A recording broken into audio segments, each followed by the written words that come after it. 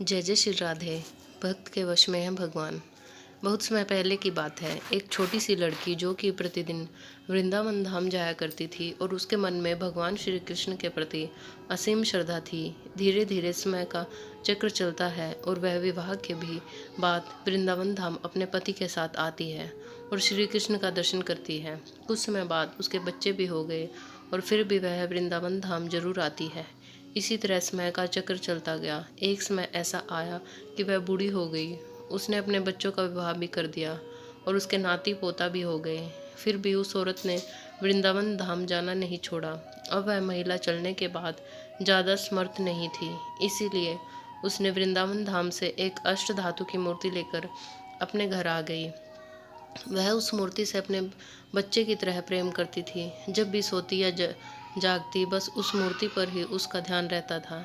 कुछ दिन बाद कृष्ण जन्माष्टमी का त्यौहार आया। अतः उसने अपने बहू से कहा कि बेटा मेरे कन्हैया को नहलाओ और उन्हें सुंदर वस्त्र पहनाओ, सजा दो, क्योंकि आज मेरे लाला का जन्मदिन है।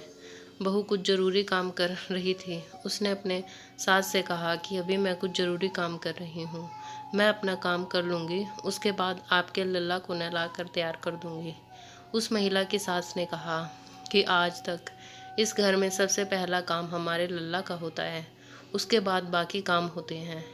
उसकी बहू को गुस्सा आ गया और उसने झल्ला कर मूर्ति को उठाया और मूर्ति को ही ले ही जा रही थी कि अचानक उसके हाथ से मूर्ति छूटकर जमीन पर गिर गई।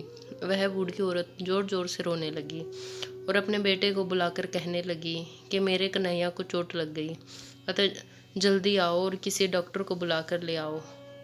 इसका चेकअप कराओ, यदि इसे कुछ हो गया तो मुझे भी मार दो, क्योंकि मैं अपने कन्हैया के बिना जिंदा नहीं रह सकती।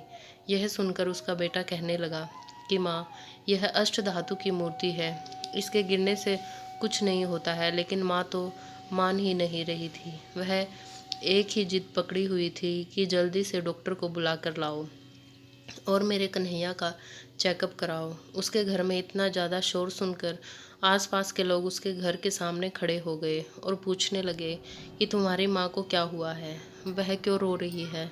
तो उसके बेटे ने कहा कि मेरी माँ पागल हो गई है, अष्ट धातु की मूर्ति ज़मीन पर गिर गई तो कहती है कि डॉक्टर को बुला कर लाओ और इसका चेकअप कराओ। उसी भीड़ में एक बुजुर्ग व्यक्ति भी था।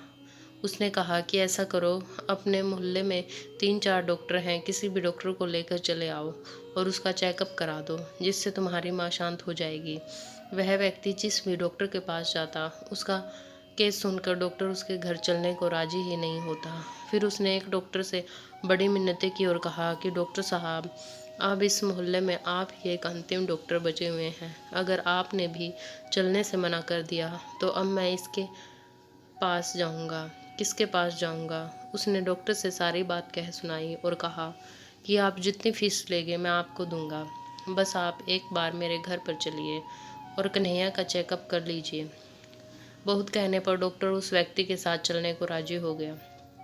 उस व्यक्ति के घर पर पहुंचकर डॉक्टर ने उस कन्हैया की मूर्ति को देखकर कहने लगा कि माता जी, आपका लल्ला सही सलामत है, इसको कुछ भी नहीं हुआ है।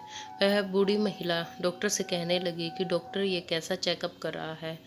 अपने ब्रीफ केस से आला निकाल, जिससे कान में लगाकर सीने पर चेक करते हैं, और सही से मेरे लल्ला का चेकअप कर। यह सुनकर वह डॉक्टर अपने ब्रीफ केस से आला निकालता है और अपने दोनों कानों में लगाकर कन्हैया के सीने पर चेकअप करता है तो डॉक्टर आश्चर्यचकित हो जाता है, क्योंकि कन्हैया का दिल धड़क रहा था। इससे डॉक्टर को पसीना आने लगा और वो आला बार बार लगाकर कन्हैया का चेकअप करता और सुनता कि कन्हैया का दिल धड़क रहा है, इसके सीने में प्राण है। उसके बाद वह डॉक्टर चुपचाप अपना आला कान से निकालता है और ब्रीफ केस में रख देता है और अपने ब्रीफ केस को छोड़कर जाने लगता है।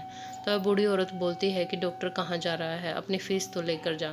तब डॉक्टर उस बूढ़ी औरत के लड़के कहने लगा कि बनवारी, तेरी माँ पागल नहीं है, पागल तो ये पूरी दुनिया है जो इस बूढ़ी माँ को पागल कह रही है। अब मैं उसी वृंदावन धाम में जा रहा हूँ जहाँ से तुम्हारी माँ इस अष्ट धातु की मूर्ति को लेकर आई है। यह कहकर वह डॉक्टर बिना कोई फीस लिए वृंदावन धाम चला गया और अपना पूरा जीवन उसने श्री कृष्ण को समर्पित कर दिया, उनकी भक्ति में लीन हो गया। जय जय श्री राधे।